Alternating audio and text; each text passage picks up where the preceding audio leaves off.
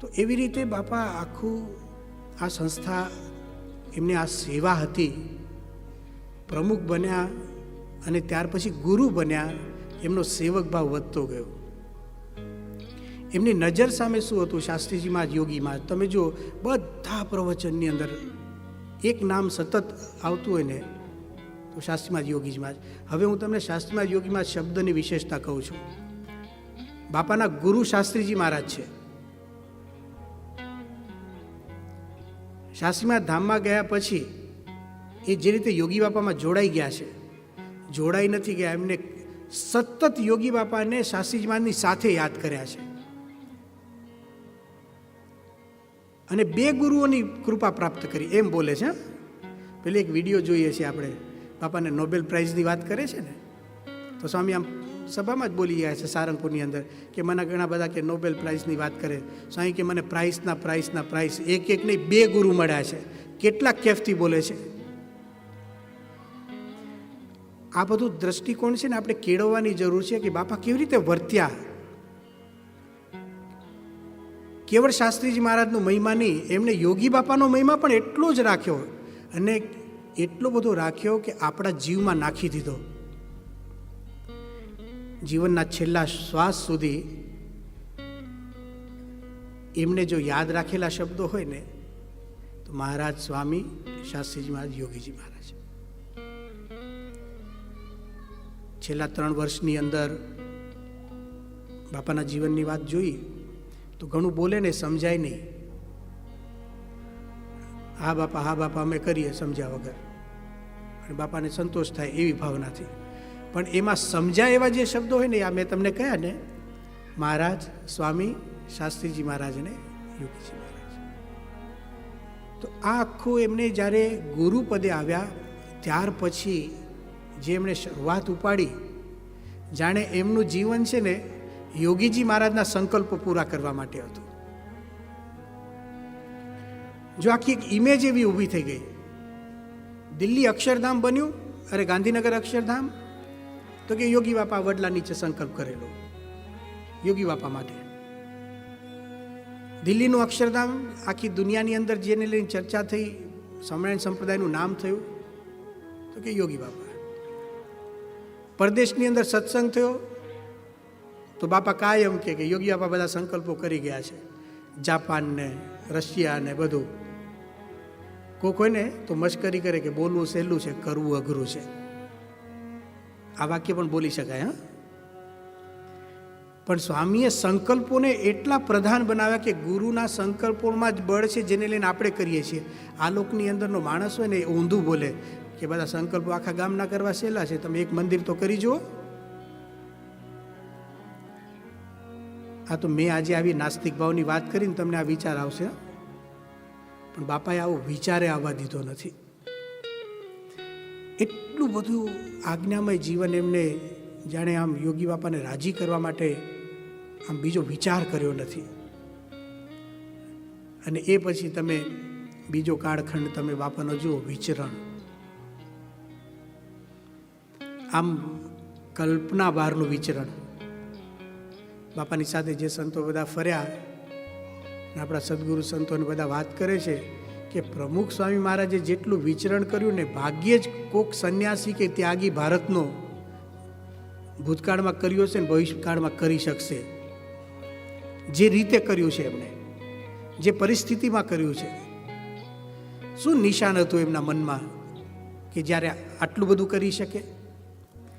તો એમને એક વિશેષતા એ છે કે એમના નિશાન ક્યારે બદલાયા નથી.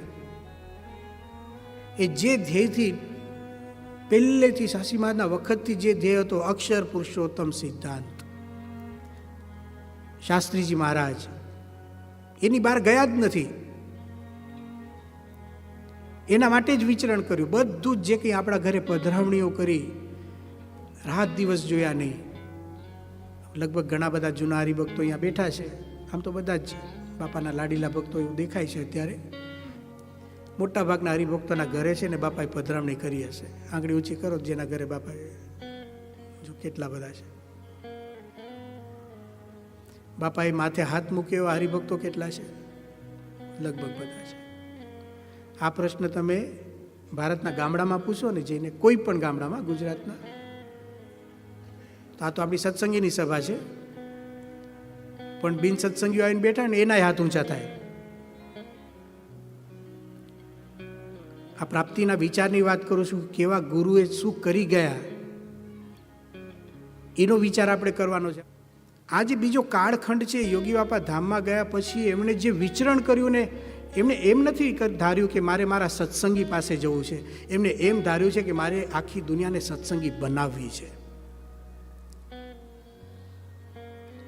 કેવળ પ્રેમી ભક્તના કોડ પૂરા કર્યા નથી, એમને પ્રેમી ભક્તો જ બનાવ્યા છે. અને આપણે બધા એનો દાખલો છીએ. ઘર બેઠા ગંગા છે ને, એ બાપાના જીવનમાં સાબિત થાય. આપણે ઘર બેઠા ગંગા આવી, આપણા ઘરે બાપા રહી ગયા, હવે સમજાશે. ઘણા કાર્યકરો હરિભક્તો એવા હશે કે કલાકો સુધી બાપા સાથે મીટિંગો કરી હશે. એક પ્રવૃત્તિમય જીવન. પ્રવૃત્તિ કોને કરી કહેવાય, કેવી રીતે કરવી જોઈએ, એનો આદર્શ બાપાએ ઊભો કર્યો. યોગીજી મહારાજના વખતમાં તો એમણે કરી બતાવી. એ પ્રવૃત્તિ એવી રીતે કરી કે ગુરુને કેવી રીતે આગળ રખાય અને પોતાના અસ્તિત્વને ઓગાડીને પ્રવૃત્તિ કઈ રીતે કરાય, એ યોગી બાપાની હાજરીમાં કરી બતાવ્યું. ગુરુ થયા પછી પણ સેવક ભાવથી પ્રવૃત્તિ કઈ રીતે કરી શકાય, એ યોગી બાપા ધામમાં ગયા પછી બતાવ્યું. પ્રવૃત્તિ એટલે ક્યાં સુધી પ્રવૃત્તિ? તમે જુઓ કે એ સવારે જાગે અને રાતના સુવા જાય ને ત્યાં સુધી પ્રવૃત્તિ. એક વખત સારંગપુરમાં એવો દાખલો બન્યો, તમે બધા સારંગપુર આવેલા જ છો. આપણે મંદિરની પાછળ જ્યાંથી આપણે ગર્ભગૃહમાં પ્રવેશ કરીએ, એ આખું ગ્રાઉન્ડ છે ને, જ્યાં પેલી બધું આપણે બધી પ્રસાદીની વસ્તુઓ વેચાતી હતી, હમણાં છડીને બધું, ત્યાં એક વખત બાપા, એ બાજુ ઓટલો છે જૂના આપણા સભા મંડપની પાછળ, એની નીચે બાપા પૂજા કરતા હતા. સવારે પૂજા કરતા હતા ઉત્તર દિશામાં મુખારવિંદ રાખીને. માળા ચાલતી હતી પૂજામાં, અને એમાં કેટલાક પરદેશના હરિભક્તો નીકળવાના હતા. અને બાપાને તો કેવી ચક્કર નજર, આમ બેઠા બેઠા માળા ફેર પણ આમ જોઈ લે, હલચલ થાય ને બધી જોઈ લે. તો ધર્મચરણ સ્વામી બાપાને કહેવા આવ્યા કે બાપા અમુક હરિભક્તો આવી રીતે જાય છે. તો સ્વામીને ખબર હતી પરદેશ જાય. એ વખતે તો કેવું હતું, આજથી 20 વર્ષ પહેલાં, કે પરદેશ પત્ર મોકલવો ને એટલે પહેલેથી ધ્યાનમાં રાખવું પડે. અને બાપાને એવી ટેવ પાછી કે ઓલી પોસ્ટ નહીં કરવાનું, તો પૈસા બહુ લાગે ને, એટલે કોઈક જતો હોય ને તો એની સાથે મોકલી દેવાના કાગળ, લખીને તૈયાર રાખે. ઘણાને અનુભવ હશે, લખીને થપ્પો તૈયાર હોય. તો બાપાને 1-2 પત્ર લખવાના બાકી હતા. એ હરિભક્તની ચિંતા હતી. એ વખતે બાપા માળા ફેરવતા હતા પૂજામાં, અને ધર્મચરણ સ્વામી આ વાત કરીને તો ગૌમુખીમાંથી માળા કરીને કે પેડ લાવો. ચાલુ પૂજાની અંદર પ્રમુખ સ્વામી મહારાજે પત્ર લખ્યો. મને લાગે છે કે ભગવાનની ભક્તિનો આનાથી મોટો આદર્શ કયો હોય? આપણે તો ભજન કરતા હોય ને તોય ભજન નથી હોતું. લાયસન્સ હોય છે કે હમણાં માળા પતે એટલે ચા પીવાની છે. ઘણા ચા પીને જ માળા કરતા હશે. અને ઘણાને આ પ્રસંગ સાંભળ્યો એટલે એમ કે બાપા પત્ર લેખન કરતા હોય તો આપણે ચા કેમ ન પીવાય માળા ફેરવતા ફેરવતા? એવી ભૂલ નહીં કરતા. સતત એ માળા ફેરવે છે ને, એમાં જેટલું ભગવાનમાં મન છે એટલું એ પત્ર લખે છે ને એટલું જ ભગવાનમાં મન છે. એ સેવા માને છે. એ આપણામાં હરિભક્તોની અંદર છે ને, શાસ્ત્રીજી મહારાજ, યોગીજી મહારાજને જુએ છે. જે તિથલની અંદર જન્મજયંતિમાં બોલ્યા ત્યારે ખબર પડી કે હમણાં મુનિએ જાહેરાત કરી, મુનિ એટલે નારાયણ મુનિ સ્વામીએ, તો મારે પણ તમારી આરતી ઉતારવી જોઈએ.